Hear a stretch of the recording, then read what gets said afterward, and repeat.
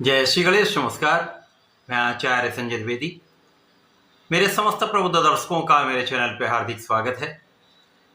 प्रिय दर्शकों, आज मैं वृश्चिक राशि का मई माह का मासिक राशिफल लेकर आपके सम्मुख उपस्थित हूँ। मई माह में जो ग्रहों की स्थितियां बन रही हैं तथा जो ग्रहों के परिवर्तन होंगे वो इस माह में वृश्चिक राशि के जातकों को कितना लाभ देने वाले हैं, किन किन भाव को ये प्रबल करेंगे, यदि कहीं पर कोई अवरोध या समस्या है तो उसका क्या निराकरण है, संपूर्ण विश्लेषण मैं पूर्ण तरीके के साथ करने जा रहा हूं।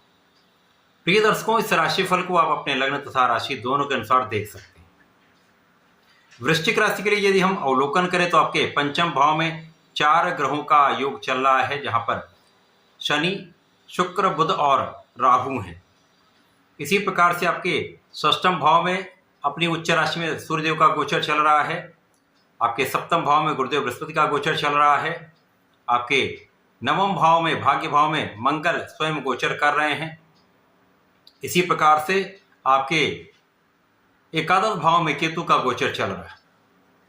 इस माह में पहला परिवर्तन बुध का होगा, जब बुध राशि परिवर्तन करेंगे तथा आपके षष्ठम भाव में प्रवेश करेंगे, जहां पर सूर्य और बुध का बुधादित्य योग बनेगा। 13 मई को सूर्यदेव अपनी राशि का परिवर्तन करेंगे, सप्तम भाव में जाएंगे, जहां पर सूर्य और गुरु का महासंयोजन बनने वाला है। 14 मई को गुरुदेव और बृहस्पति का परिवर्तन होगा, जो आपके अष्टम भाव में प्रवेश करेंगे तथा इस वर्ष का अंतिम महापरिवर्तन राहु का है। राहु केतु राशि परिवर्तन करके आपके चतुर्थ तथा दसम भाव में प्रवेश करेंगे। ये परिवर्तन 18 मई को होगा। वृश्चिक राशि के लिए आपकी ढैया समाप्त हो चुकी है। शनिदेव आपके पंचम भाव में गोचर करना प्रारंभ कर चुके हैं तथा 3 पॉइंट पर ये प्रारंभिक समय से आ चुके होंगे, जिसके कारण शनि का बल बढ़ रहा है तथा ये राहु के प्रभाव से बहुत कुछ मुक्त हो चुके होंगे, क्योंकि राहु भी मृत अवस्था के होंगे। तो इस प्रकार से राहु का प्रभाव शनि पर किसी प्रकार से नहीं पड़ेगा, ना ही बुध और शुक्र पर इनका कोई बड़ा प्रभाव पड़ने वाला। इस प्रकार से इस पूरे माह में आपकी लग्न को प्रबलता मिल रही है। आप ज्ञानवान के साथ साथ धैर्यवान, निष्ठावान तथा कर्मठ रहने वाले। आपके ज्ञान में भी वृद्धि हो रही तथा यहाँ पर आपका विचारशील प्रभाव लोगों पर पड़ने वाला है, तो जिससे आपका व्यक्तित्व विस्तृत होगा और इस व्यक्तित्व का प्रभाव जब लोगों पर पड़ता तो आपका मान सम्मान बढ़ता है। इसी प्रकार से इस समय में आपका परिश्रम अच्छा रहेगा, भाई बहनों का सहयोग मिलेगा तथा इस समय में आपके लाभ की स्थिति बहुत अच्छी रहने वाली। इस माह में निश्चित रूप से आपकी मन की इच्छा पूर्ण हो सकती है। इस समय शत्रुओं पर पूर्ण अंकुश रहने वाला है, शत्रुओं पर आपकी विजय होगी तथा कानूनी समस्याओं में आपका पक्ष बलवान रहेगा तथा आप विजयी रहने वाले। ऋण से आप मुक्त होंगे तो समस्याएं आपकी कम से कम होंगी, परंतु इस समय में आप अपने आंखों से संबंधित रोगों से सावधान रहिएगा। यहां पर भाग्य का साथ मिलेगा, परिश्रम अच्छा रहेगा तथा आपके सुख साधन में वृद्धि का योग दिख रहा है। भूमि भवन वाहन का आप सुख ले पाएंगे, उसका उपभोग कर पाएंगे, जिसके कारण कुछ आपका व्यय भी बढ़ सकता है। जब बुध राशि परिवर्तन करके आपके षष्ठम भाव में जाएंगे तो यहां पर बुध यद्यपि सूर्य के साथ में होंगे, परंतु यहां पर त्रिक भाव में ये निर्बल हो जाएंगे। यहां पर बुध निर्बल होंगे, परंतु यहां पर ये विपरीत राजयोग में भी होंगे, जिसके कारण कुछ विपरीत परिस्थितियों में भी आपको लाभ मिलेगा। जो लोग व्यापारी बंधु हैं या व्यापारिक क्षेत्र में हैं, इंडस्ट्रीज में हैं, वो यदि व्यापारिक ऋण के लिए प्रयास कर रहे हैं तो यहाँ पर आपका कार्य बन जाएगा, आपको सफलता मिलेगी, आपका कार्य विस्तृत हो जाएगा। इसी प्रकार से जो यात्राएं आपके लिए होने वाली वो अच्छी होने वाली यात्राओं से आपको लाभ मिलेगा। आपको सावधान रहना है अपने स्वास्थ्य से। एलर्जी की संभावना, मौसम के रोग अथवा स्किन से संबंधित कुछ समस्याएं हो सकती हैं अथवा बालों से संबंधित कुछ समस्याएं हो सकती हैं, जिनका आपको ध्यान रखना चाहिए। अब जब सूर्यदेव आपके सप्तम भाव में जाएंगे तो केंद्र के भाव में जाएंगे, गुरु के साथ इनका योग बनेगा, तो आपके अंदर नेतृत्व की क्षमता विस्तृत हो जाएगी।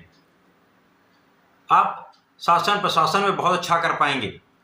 जो जातक सरकारी सेवाओं में है, राजनीति में है, उनके लिए विशेष अवसर है जब आपका कार्यक्षेत्र भी विस्तृत होगा, आपका अधिकार क्षेत्र भी बढ़ेगा, नए पद की प्राप्ति हो सकती, पद का विस्तार हो सकता है। इस समय में निश्चित रूप से आपका प्रभाव आपके समस्त क्षेत्रों में बढ़ने वाला है, चाहे आपका व्यापार का भाव हो, आपके प्रोफेशन का भाव या नौकरी का, समस्त क्षेत्रों में आपकी स्थिति बहुत अच्छी रहने वाली। आपके नौकरी के क्षेत्र में आपके पद की वृद्धि के साथ साथ अच्छा इंक्रीमेंट लग सकता है, जो आपके लिए अत्यंत लाभप्रद होने वाला है। जब गुरुदेव आपके अष्टम भाव में जाएंगे तो यहां पर अष्टम भाव में निर्बल होंगे। अब वृश्चिक राशि के लिए मित्रोत भाव में होते हुए धन के भी स्वामी हैं और आपके लिए ये पंचम के भी स्वामी। धनेश पंचमेश का गोचर आपके अष्टम भाव में होगा तो इन भावों की निर्बलता निश्चित रूप से प्राप्त होगी।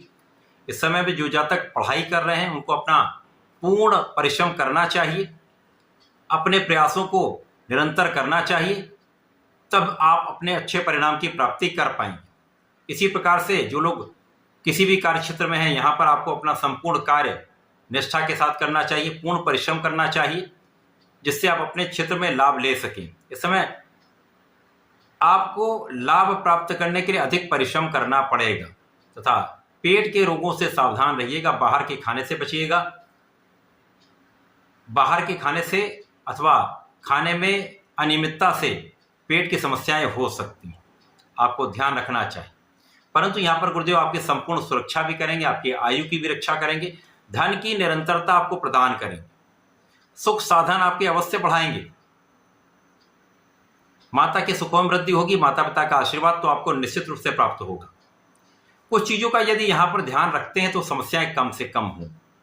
जब इस माह का अंतिम परिवर्तन राहु केतु का हो जाएगा, आपको अपने कार्य क्षेत्र में सफलता तो मिलेगी, परंतु वाद विवाद की स्थिति भी बढ़ेगी। आप सफलता की प्राप्ति भी करेंगे, ऊंचाइयों पर भी पहुंचेंगे, परंतु आपको डिगाने का प्रयत्न करने वाले लोग भी होंगे। तो कहीं ना कहीं एक ऐसी स्थिति बन रही है जब सफलता भी मिल रही है, समस्याएं भी हैं, संघर्ष भी हैं, आप लाभ भी ले रहे हैं, ऐसी स्थितियां यहाँ पर बनेंगी। तो विशेष रूप से यहाँ आपको अपनी वाणी पर नियंत्रण रखना चाहिए, बहुत संयम, बहुत धैर्य के साथ आपको अपने क्षेत्र में काम करना चाहिए। इस माह में आपको नियमित रूप से भगवान संकट मोचन की शरण में रहकर ओम महाम हनुमताय नमः का 27 बार जप नित्य करना चाहिए। हनुमान चालीसा, हनुमानाष्टक का पाठ नित्य करना चाहिए। प्रत्येक शनिवार और मंगलवार को संकल्प लेकर 7 बार बजरंग बाण का पाठ करेंगे तो समस्याएं समाप्त होंगी, कष्ट स्थिति समाप्त होगी तथा लाभ आपको प्राप्त होता रहेगा। तो ऐसा करके इसका लाभ लें। धन्यवाद, नमस्कार।